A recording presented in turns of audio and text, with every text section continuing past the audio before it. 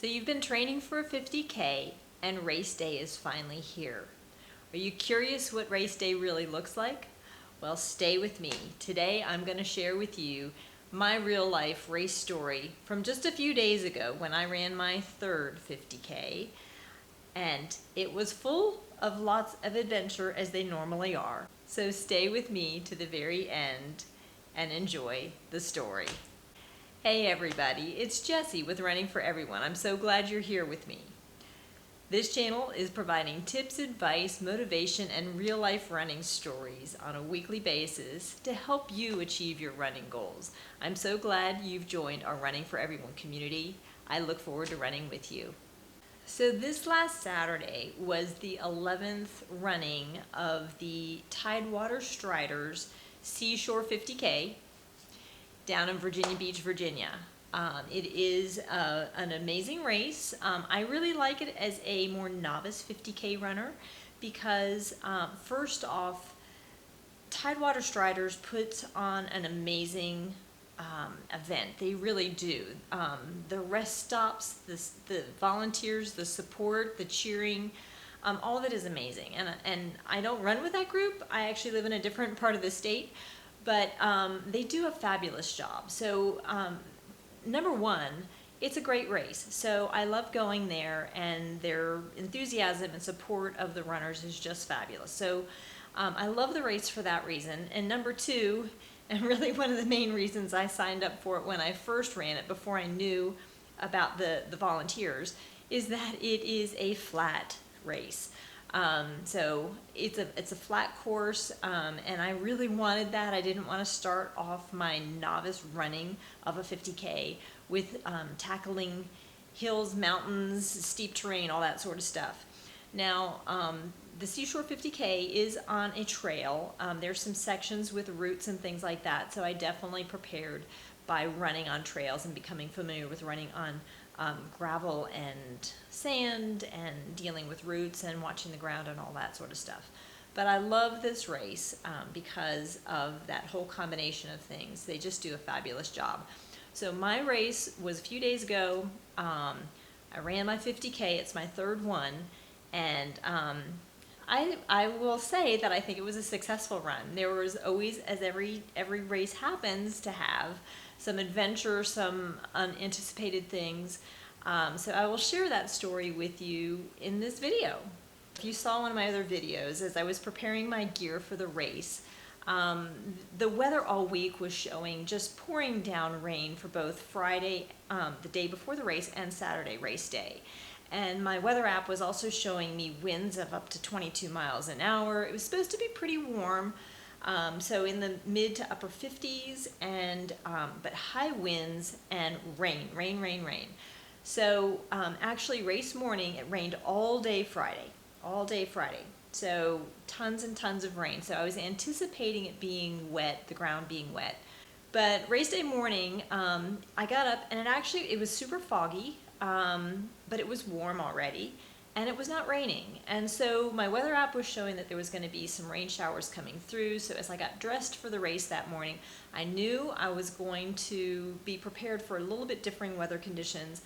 Certainly not cold weather at all, but I wanted to have my hat for the rain. I wore a short sleeve shirt. I wore a skirt with my big pockets. Had my hydration vest, so it was all good on that front. I decided to wear also some arm warmers, and I brought my gloves because it was a little chilly, and with the winds being high, as I've said, I get really cold. So when I dressed for my race that day, that's what I wore, and you'll see it in some of the pictures that I share. So let's talk about mile by mile how the race went.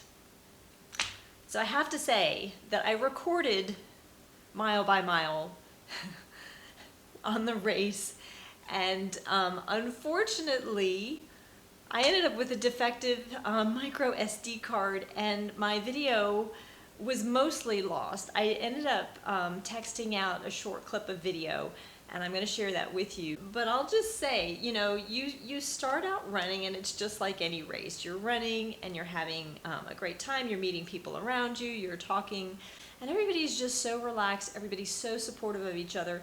It is a race where you do 2 loops. So you go out and back for about a mile first, and then there's 2 15-mile loops. They set up 2 aid stations along the way, so you pass each one twice on each loop, so you pass them 8 times.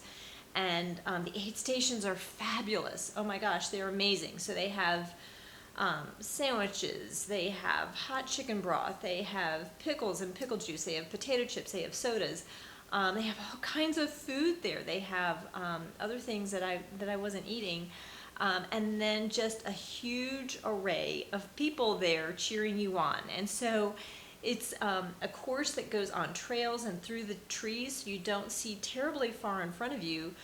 But I'll tell you, the aid stations, you could hear the people cheering for you as you were approaching. So even before you saw it, you could hear their voices cheering for people.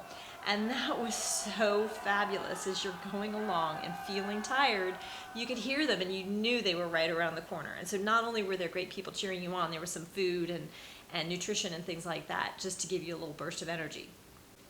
So I felt pretty good. I will tell you on this race, and as I often do, I run intervals. And I did an interval on this race of a 2-minute 30-second run and then a 1-minute walk. And I like to interval run. I do it because it helps prevent injuries for me throughout training, but also because during the run, it forces me to slow down at the start and then save some of that energy for later.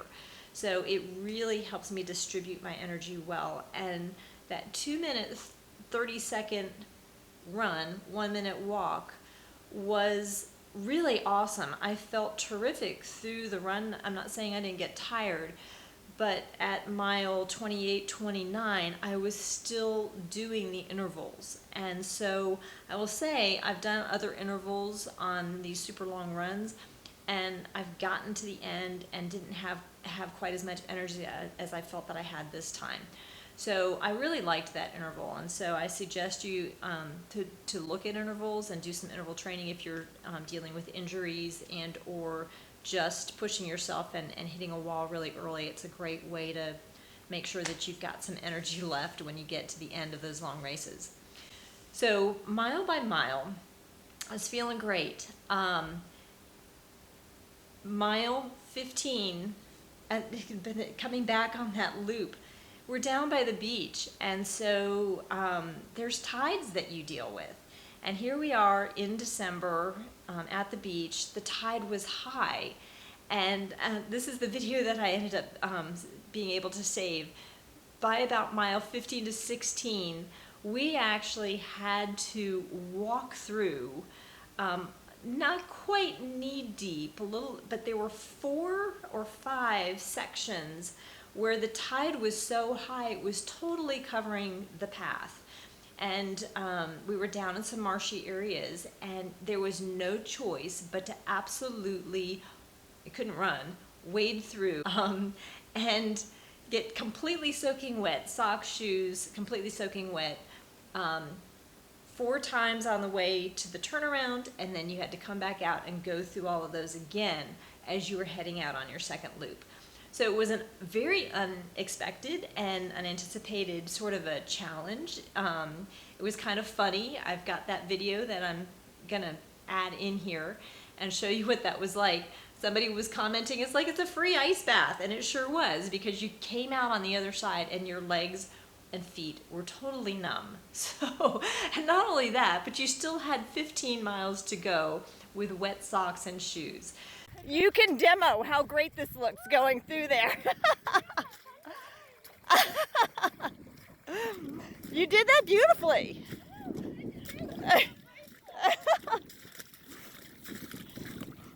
Woo!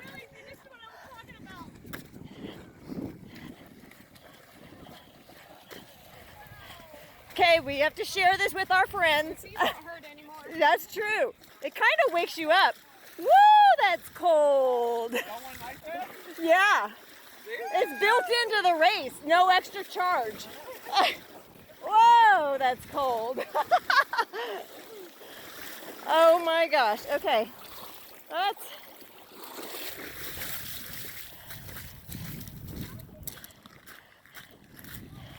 Okay, this is hitting at about mile 16.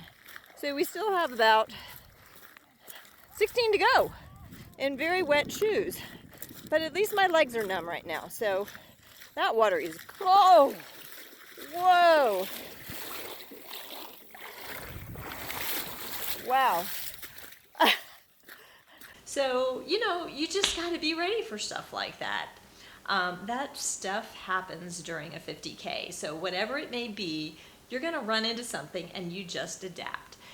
So, it was kind of a surprise, and I ended up running the second half with entirely wet shoes. It was all just fine. It was just fine. I had put Vaseline on my feet. So before I started the morning, I put Vaseline on my feet just in case, and I think that really helped again with any sort of the chafing, the blistering, things like that with wet feet.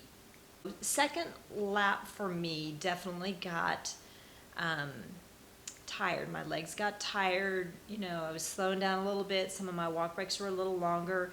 I got to a back loop where there were lots of roots and things like that. And just because I was tired, my legs were tired, I really slowed things down. I was doing quite a bit of walking at that point because I really didn't want to trip at that point of the race, because all I had to do was get through that particular loop where there were lots of roots and very narrow trail, and get back onto kind of the main dirt road and kind of work my way back. That was the last 5 or 6 miles of the race, and once I got back to that road, I knew I could run.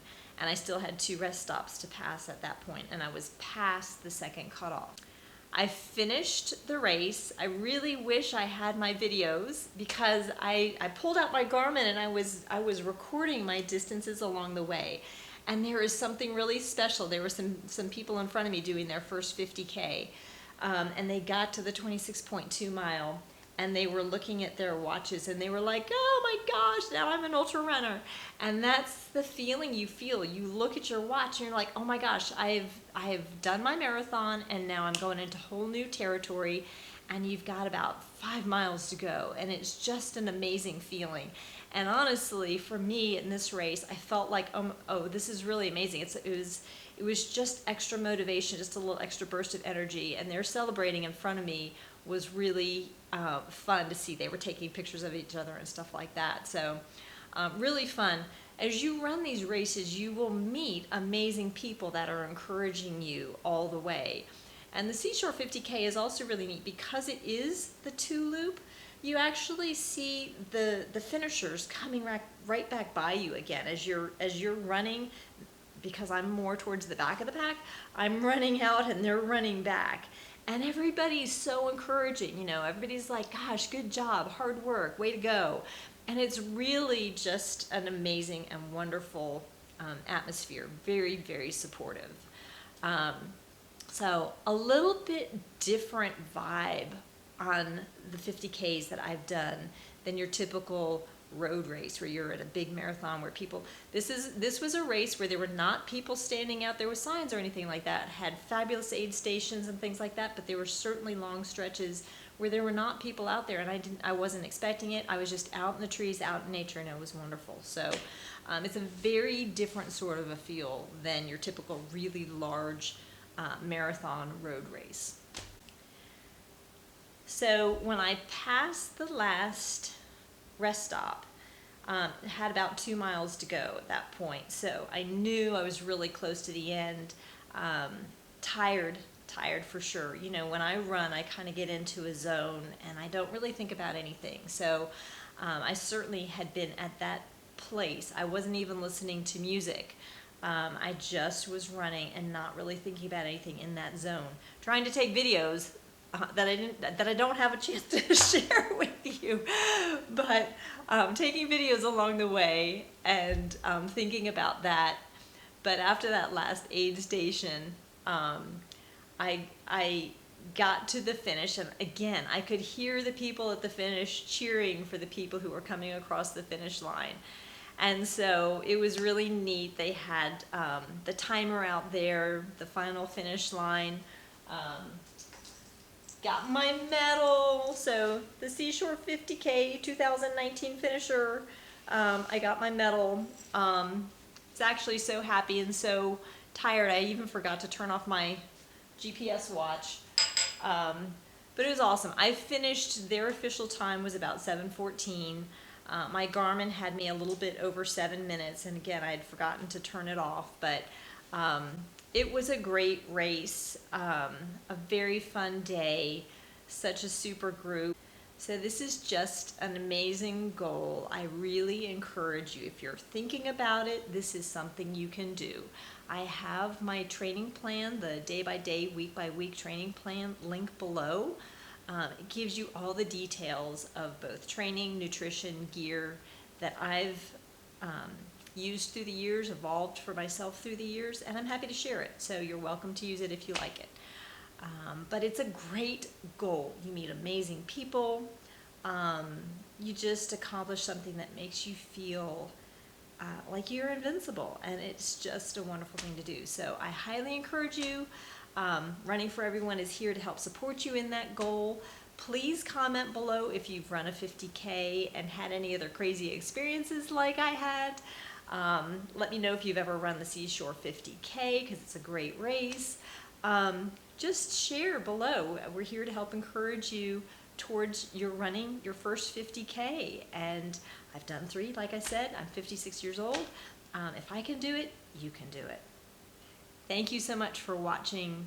If you've liked this video, please click the like button, hit the subscribe button, and hit the bell notification so you can get updates of our weekly videos. And I really appreciate you being part of this Running for Everyone community. Share this with your friends, and I look forward to running with you. Have a great day.